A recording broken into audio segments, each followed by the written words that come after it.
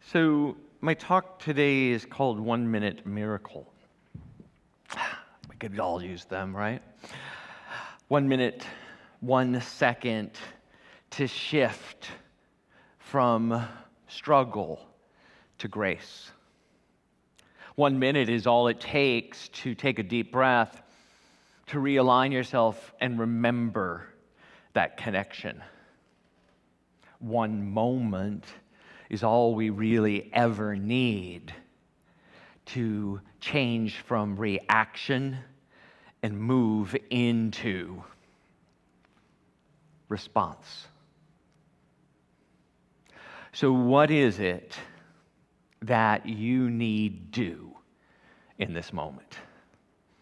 What is it that is calling you higher? What is it that's keeping you from being who you're really here to be? Right? Are you here to be your job description, your title, right? Your name? Something within you knows, because it lights you up. It keeps calling you every time you go off course, going, hey, remember me? This is what you're really supposed to be doing. And how do we do it in every stage of our lives? That's always the juggle, the struggle, the constant balance. So I'm going to invite our music team back onto platform, because there's a song that talks about that. Come on up, guys. I'm going to invite our music team up onto platform. I know I said that, right? Right, okay. And then this is a song that Brittany, who's here as our soloist today, Brittany Gilmore, sang for us almost 2 years ago as we entered COVID, right? And she's here to sing it live finally. Brittany Gilmore.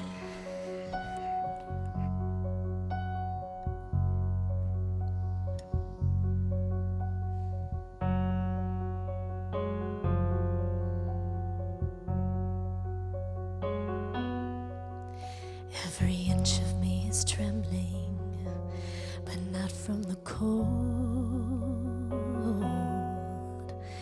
Something is familiar, like a dream I can reach, but not quite hold. I can sense you there, like a friend I've always known. I'm arriving, and it feels like I am home. I have always been a fortress, cold secrets deep inside.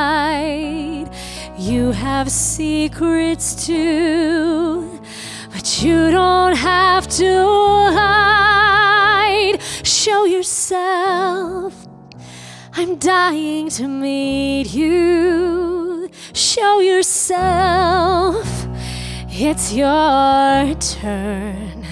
Are you the one I've been looking for all of my life? Show yourself, I'm ready to learn.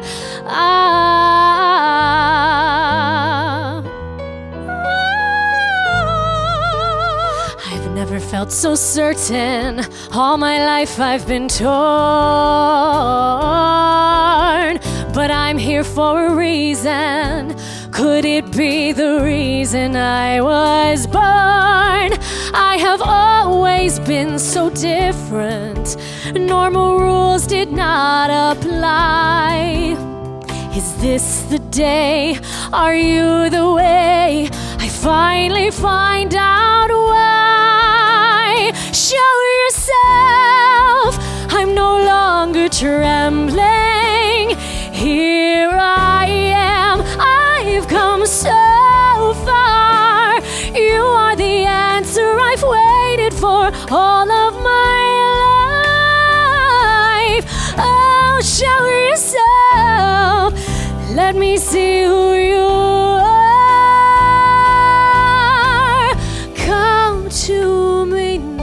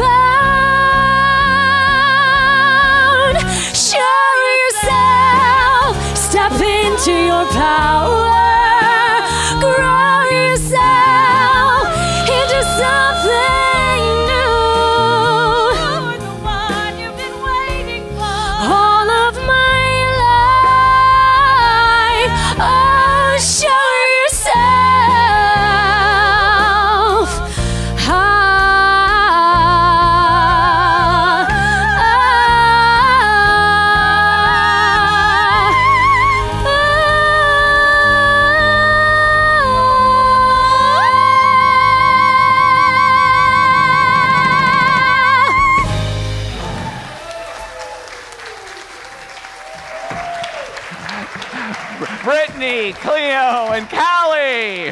Woo! Wow. Yeah. When they first did that song for us, when Brittany first sang it for us back in lockdown, it was in her backyard or one of her relatives' backyards. And everyone had to do their part separately, and we had to put it all back together, right? And it's the first time they've been able to sing it in person together. So, knock it out of the park.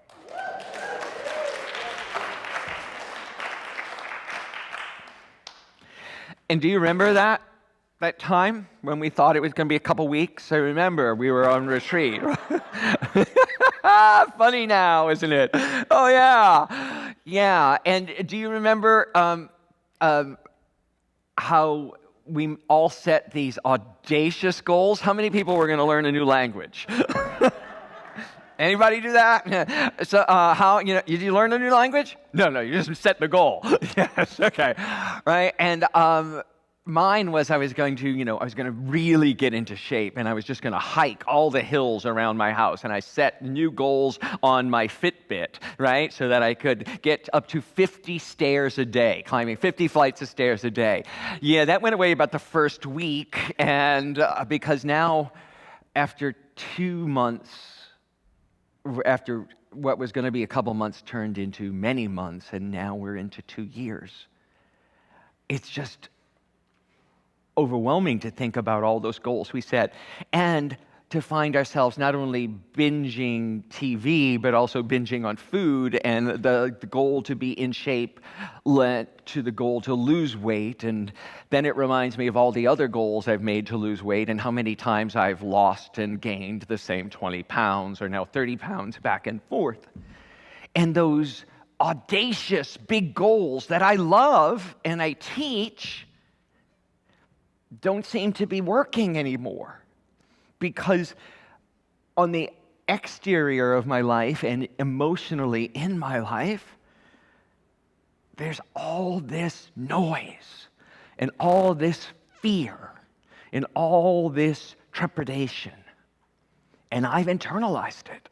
I have had to manage it as part of our work here, had to look at and make decisions daily, weekly, monthly, and as all of us have, about how do we protect ourselves, how do we protect our families, how do we protect each other, how do we navigate this? And it is taken a toll on all of us. The fear has been internalized for me. And I keep reminding myself that, I can go back. A miracle is just a shift in perception from fear to love, right? So in fear, I'm thinking that there's something out that's going to get me. When I can shift to love, and I can love everyone in the process, everything's okay. When I can love each other and love myself and love all of it. All of it. The chance to be alone with my family. The chance to recreate everything. And that's what, when we sang this song 2 years ago, we thought we'd be talking about, it's a chance to reinvent ourselves and what we can do. And those big, audacious goals were really the divine calling us. But what I've learned in the interim, in this time, is that I need to step back and become a beginner again on a really fundamental level and talk about what I'm willing to be a beginner at, what I'm willing to be bad at, right? What I'm willing to not have to show up all done. Because to really create anything new, I have to start from scratch. Because otherwise I'm just layering something on top of an old system. I mean, sometimes it's helpful, but if I want to create something that hasn't happened before, I have to go back to those beginning steps. You know, there's some sayings that have crossed my mind and crossed our lives, right? Easy does it. Never understood that one. I was always just go for it, go for it. But easy does it and slow down. The turtle wins the race. Huh. Yeah, I remember that story. I read it to my kids. There's a metaphor in it for me? Huh. The turtle wins the race. Take small, incremental steps. There's such wisdom in that understanding. There's such wisdom in knowing that if I just take one foot in front of the other, I get to where I need to go. And if I'm willing to show up as a student, willing to show up as someone who doesn't know it, doesn't have it all figured out, to be that vulnerable is a place of great strength, right? Not insecurity, and what we were talking about earlier, not having to invade a country to show everybody how strong you are and how powerful you are. How about showing up by saying, I don't know, but this is where I am, and I'm willing to learn. That's amazing core strength. And I often have said this, but it's now really coming home to me once again. Baby steps are not small for the baby. They are life-changing miracles. And how do baby steps occur? They long for it. They see us walking. They see us driving, and they try and figure out at every moment in their lives how they can do that too. And if you remember watching one of your relatives or the less baby you watch learn how to walk, they are not good at it. And it's adorable, right? But think about it. Do you know how you walk right now? You just get up and walk, don't you? Although some of you who just had knee surgery really appreciate it more than others at the moment. But we have learned to walk. We were all those babies falling on our butts, crying because we can't figure out how to walk, and then so excited when we did. By process of elimination. By keep doing it day after day after day and going, oh, that didn't work. That didn't work. Oh, that did. Right? And whilst we were going through that, we also continued to crawl. It didn't matter to us that one moment we would walk and one moment we would crawl. That was most efficient for us at the time. But somehow as adults, we don't think we can do that. That we have to figure it out, have it all worked out alone in private or with a coach. The new one is, I'll have a coach that'll teach me that. And when I show up, I'll be all ready for it, right? Rather than showing up as we are and learning on the spot. The way we make new neural pathways, the way the baby learns to walk, is by doing it over and over and over again until it is second nature and they don't have to think about it to walk. That's how we create a new life. And in COVID, we all set these big, audacious goals, wanting to just dive in since we were going to be in lockdown. But right now, we have an opportunity to really do it by going back to simplicity. It says, there's great teaching out there, and I know it personally in my life, it takes 90 days to form a new habit. So not many of us from the show of hands here in the room made it through those first 90 days of COVID with our big audacious goals. So what I've learned is that not only does it take 90 days to make a new habit, it takes a year or more of doing it to build it into a new way of being, a new way of living, and becomes your default position after you go through a whole annual cycle of all the phases of your life with this new habit. So what teachers have developed, and what I am really excited on, all of my students, I'm looking at them here in our year of abundance, are working on too, is going back to 1 minute goals. And the reason that 1 minute goals work is because motivation can come and go. We can all have a desire for this great achievement, but motivation may wane some days when we're not feeling up to it, and we pass on climbing 50 flights of stairs that day, or pass on learning a new language. Understanding doesn't get us out of bed to go running or to the gym. Willpower can't always get us to sit down and meditate because our will's going, no, we should be doing something active right now, right? So we should be doing this instead. But look, there's something on TikTok that I have to watch right now, right? And we stop doing what we say we want. But if you could break it down to something as small as possible, would it be possible for you to do it every day? I also want to just mention one other thing. Our ability to shift our behavior boils down to repetition, or as I like to call it, the law of least effort. Right? There is a spiritual law of least effort. It's not very talked about in Unity, but it's that as human beings, we want to take the easiest route all the time. We want to get to the finish line the quickest possible way. And unfortunately, in spiritual practice, that's not actually the best route. The slow, steady, winding path is actually the one for spiritual development. So that question I asked earlier, where I asked you, what is it that you're willing to be a beginner at, couples with this statement. If you could strip down your goal, even one of your big, audacious goals from the start of COVID, to the smallest possible increment, the smallest possible thing that you could do every day, no matter what, in 1 minute, what would it be? Right?